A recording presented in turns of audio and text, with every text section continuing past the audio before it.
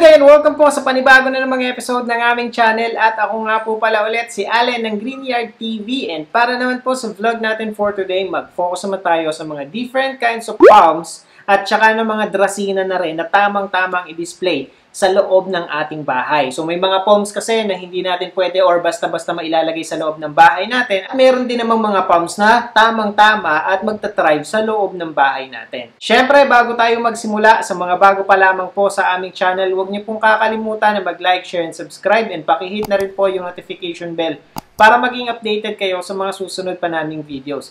Please also visit and support na rin po yung aming Facebook and Instagram page, Greenyard PH po. At sa mga gustong bumisita sa aming garden na andito po sa screen yung aming complete address. So eto na nga, gumawa tayo ng listahan ng mga palms na pwede nating i-display sa loob ng bahay natin. So iisa-isahin natin yan at ang number 1 na sa ating list ay itong palmera. Itong palmera, may mga different sizes tayo. So meron tayong maliit, around 1 foot, 2 feet, hanggang 5 feet meron tayo. At meron tayong mas makakapal nito na mabibili. So, mura lamang naman ito. Magre-range ang presyo ng mga palmera na ito sa around siguro sabihin na natin 50, 100 pesos hanggang sa 500 pesos. Makapal na yun ha.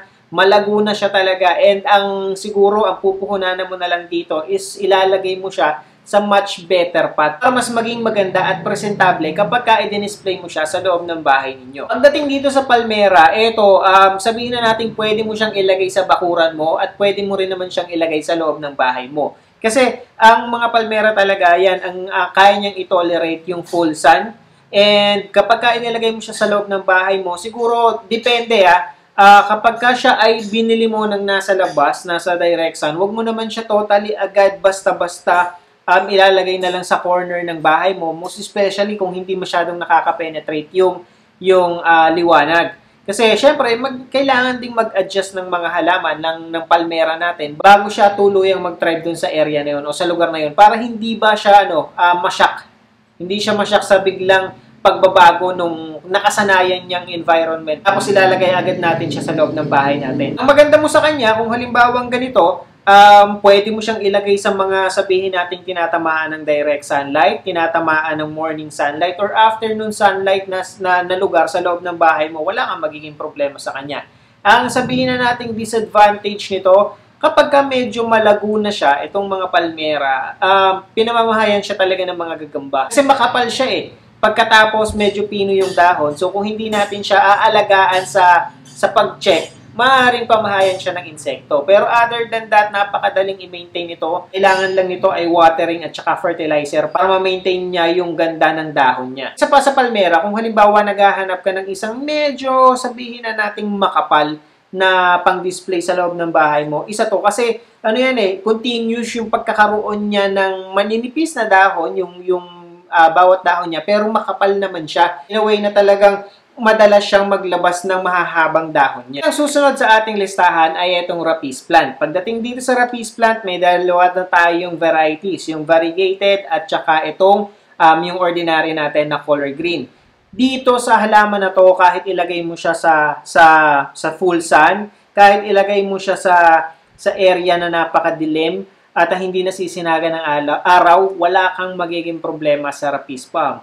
Ngayon, depende na lang din. At saka ito, mga hindi mo sasabihin, ang rapice siguro para sa akin, slow grower siya. Yun nasa direct sunlight na siya, pero hindi siya ganun kabilis lumalaki. Ano pa kung halimbawa ilalagay mo siya sa loob ng bahay mo. Etong mga rapice, isa sa pinakamatibay na halaman, medyo maneglect mo lang siya ng sabihin mo mga ilang araw mo siyang hindi nadilig, yun nga, napabayaan mo, hindi magbabago ang itsura ng inyong mga rapice unlike ng ibang halaman. So, napaka-low maintenance ng halaman na to. Yun, naglalaro din sa magkano ang presyo nito. May mabibili ka. Depende sa size Yung mga 1 foot siguro, baka mga 50 pesos lang. Pagkatapos magre-range na yan ng 300, 500. Depende doon sa height. Kasi may mabibili ka rin ito ng mga 5 feet na, yung taas. So, depende sa paglalagyan mo kung ano yung kapal at taas na gusto mo. At ang susunod sa ating listahan ay ito namang tinatawag natin na likwala palm. So, pagdating dito, medyo meron siyang pagkakahalintulad sa rapice. Pero kung tatanungin, medyo mas mas classy itong likwala. Yung rapice kasi, kapag halimbawa, single lamang yung niya, kumbaga parang isang puno lamang siya, medyo manipis tingnan. Kasi maninipis din yung dahon niya. Pero kung halimbawang katulad naman itong likwala, medyo mas malalapad yung dahon niya. Kitang-kita niya naman yung isang difference niya. Pero yung texture nito, ng dahon niya, nitong rapis at saka nitong likwala ay almost the same. Pagka hinipo mo siya, matitigas na dahon, matitibay, and although medyo may kalutungan, kasi syempre, iba yung texture niya talaga eh. Hindi siya yung pangkaraniwang dahon.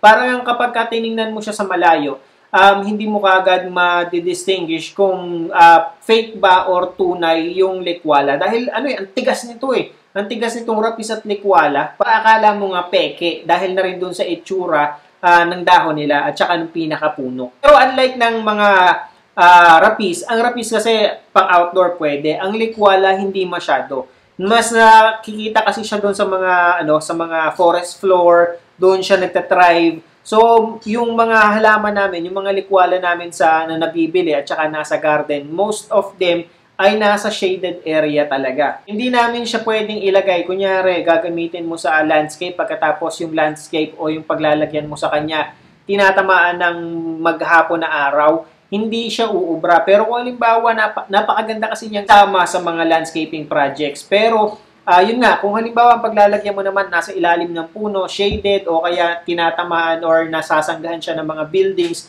wala kang magiging problema dito sa likwala. Mas okay sa kanya yung ganon, mas tolerable niya yung mga madidilim na area kesa doon sa tinatamaan siya ng direct sun. So, yun yung iiwasan natin. Morning sunlight, walang problema dito sa likwala. Huwag lang yung sasabihin mong tatamaan siya ng afternoon sunlight pagkatapos medyo may katagalan kasi masusunog yung dahon niya. Although yun nga, katulad ng sinabi ko sa inyo kanina, medyo kapareho siya ng texture nitong dahon ng rapis. So, yun yung malaking difference nitong dalawa. So, pang indoor, mas okay to kahit medyo madilim. Basta wag lang sa area na nasisinagan. When it comes sa pag-aalaga, katulad ng rapis, okay din siya. Maneglect mo siya ng ilang araw kahit hindi mo siya madiligan. Napakatibay ng halaman na to. Hindi siya basta-basta nagkakaroon or hindi basta-basta nagdudrop yung dahon nito. Hindi basta-basta nalalanta. And nagtatagal yung ganda nito. At saka parang napaka-classic ng dating kapag ganito, yung meron tayong likwala sa loob ng bahay. Parang Pinoy na Pinoy kasi itong halaman na to. Para sa akin lang. Ito rin yung tinatawag o ang isang tawag pa dito ay fan palm. Dahil nga dun sa itsura ng dahon niya na para siyang pamaypay. So matigas yan. Pero iba pa rin yung kapal at tigas ng sa rapis. Pagkatapos, ayan nga, kung halimbawa nakikita niyo naman, maliwanag yung pinaglalagyan niya dito, pero hindi direct sunlight. Kasi hindi niya talaga kakayanin.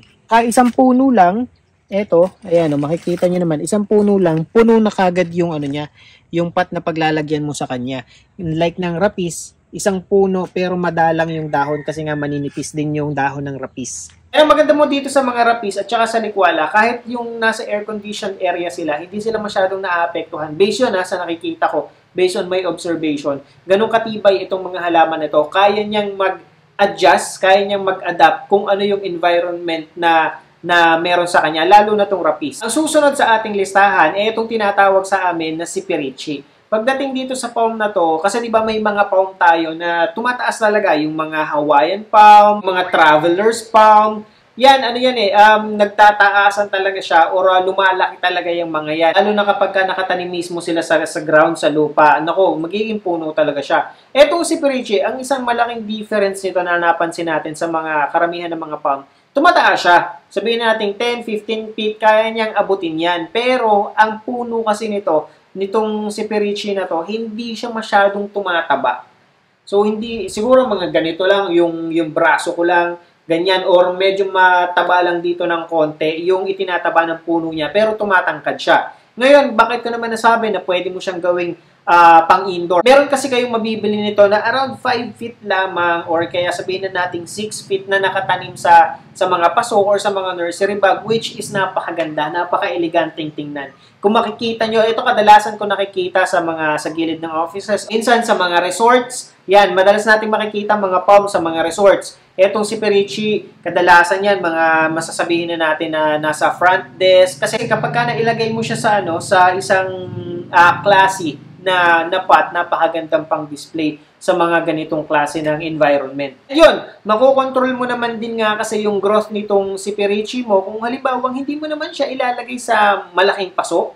at saka hindi mo naman siya palaging inire-repat. So, at least mapipigilan natin konti or mapapabagal natin yung pagtaas nito o paglaki ng bawat puno ng inyong mga siperichi. So, aabot yan ng taon bago mo pa masabing lumaki siya. Pagdating naman doon sa pag-aalaga sa kanya, number one, wag lang doon sa mga sa mga sabihin na nating fully air conditioned, unang-una. Kasi ito, mga outdoor plant din to na pwede mong siyang ilagay sa loob ng bahay mo. Pero kung halimbawa, ang temperature ng kwarto na paglalagyan mo, laging malamig, medyo doon mo mapapansin na mananamlay yung dahon ng inyong mga siperichi. And itong mga palm, ang maganda mo sa kanya, hindi naman siya yung sasabihin mong laging uhaw na halaman.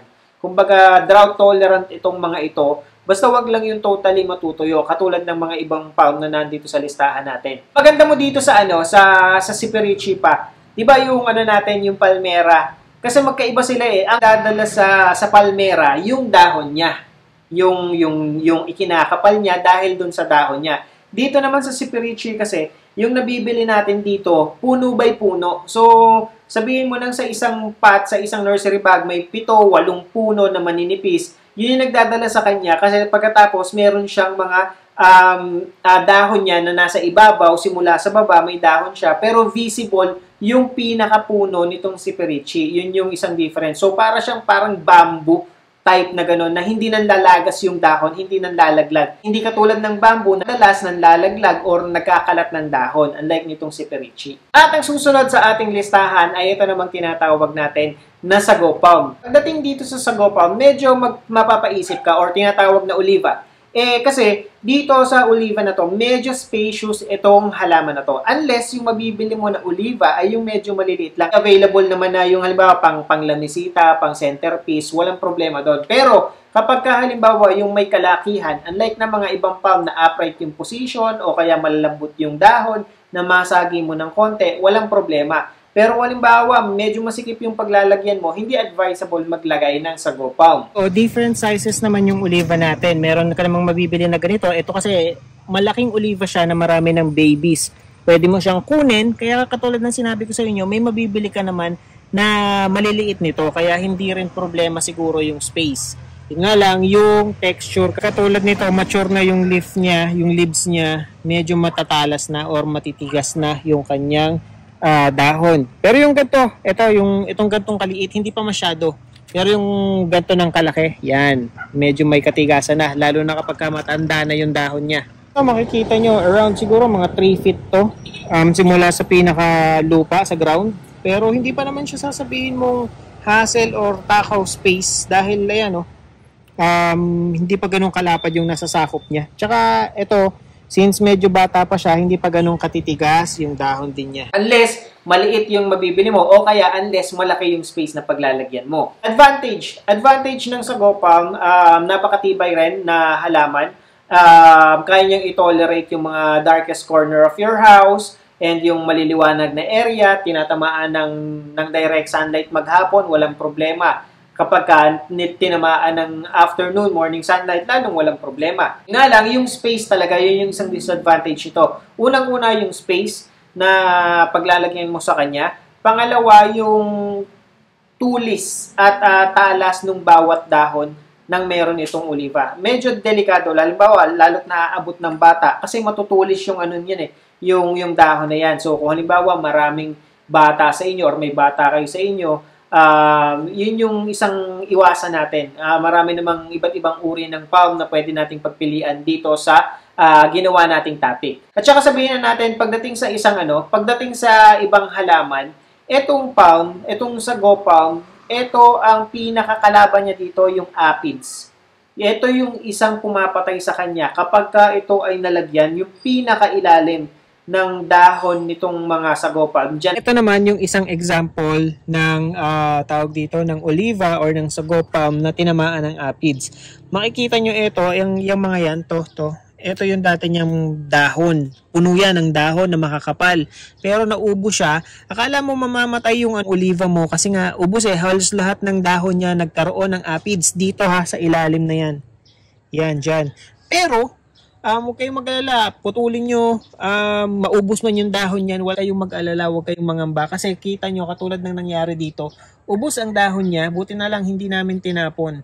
Kasi, ayan o, nagkaroon siya ng panibagong layer. Isang buo, sumibol yung panibago niyang mga dahon. At kabubukad-kad pa lang yan, hindi pa nga, malalambot pa nga yung ano niya malalambot pa yung kanyang dahon. Kasi tapos naka-curl pa. So bubuka pa yan. And eventually, dito ulit sa area na to, magkakaroon ulit ng panibagong sibol na mga dahon. So eto, hintayin lang natin siguro mga isang buwan. Ano na ulit yan? Yung leaves niya mas magmamature na at mas lalapad na, mas lalaki na. So ganito ang itsura ng bagong sibol na dahon ng oliva. Nakasarado siya, nakatikom. And ngayon, pumunta naman tayo sa mga ilang varieties ng Dracaena na pwede nating isama or i-combine dito sa ating mga palms. Unahin na natin sa ating listahan itong yucca. Itong yucca ang isa sa pinaka-popular pagdating dun sa mga malalaking bahay. Yung mapapansin nyo, yung mga napapanood ko sa mga house tour, hindi nawawala yung yucca. It's either sa landscape, sa labas, sa bakuran, or kaya naman nasa loob ng bahay natin, nakalagay sa isang paso. So, ibig sabihin, ganun din ka-wide yung pag-a-adapt nitong mga halaman na to, nitong yucca na to, sa environment na ibibigay mo sa kanya. So, pwede siya sa direct sunlight, walang problema kasi itong mga to, tumataas, lumalaki, kasi talaga ay outdoor plant na pwede mo siyang gawing indoor. Ito, yan, yung yucca natin dito, around, gano'n na kalaki to. Tingnan nyo naman kung gano'n kalaki.